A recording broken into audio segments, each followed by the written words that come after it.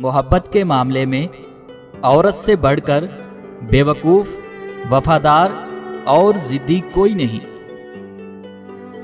आपकी तरबियत का पता इस बात से चलता है कि आप औरत के साथ किस तरह बात करते हैं, फिर चाहे वो औरत घर की हो या बाहर की। हवस और इंसानियत से ऊपर उठ के देखिए साहिब, औरत से अच्छा दोस्त मिल जाए तो कहिए। मेरी ख्वाहिश है कि औरतों के ख्वाब कभी भी मर्दों के मोहताज न हों। औरत अगर समझ जाए तो उसके लिए सबसे बड़ी गाली किसी की गर्लफ्रेंड कहलाना है।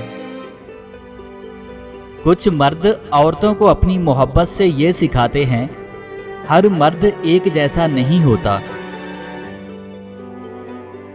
काश लड़कियां समझ जाएं, वक्ती तौर पर शहद लगने वाली बातें वक्त आने पर जहर से भी बदतर साबित होती हैं।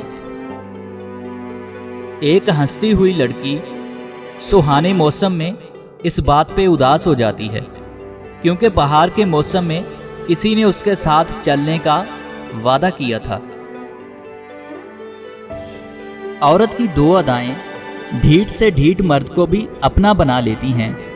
नंबर 1, मर्द के सामने इखलाक और नज़र झुका के बात करना। नंबर 2, किसी को शरीक किए बगैर उसी मर्द पे जान लौटाना, क्योंकि जब मर्द को इस बात का अंदाज़ा हो जाए कि ये औरत सिर्फ मुझसे प्यार करती है तो मर्द भी दीवाना हो जाता है। कुछ लड़के और लड़कियां इसलिए भी सिंगल हैं क्योंकि वो निकाह पर यकीन रखते हैं, ना कि हराम रिश्ते पर। यही असल में शहजादे और शहजादियां हैं।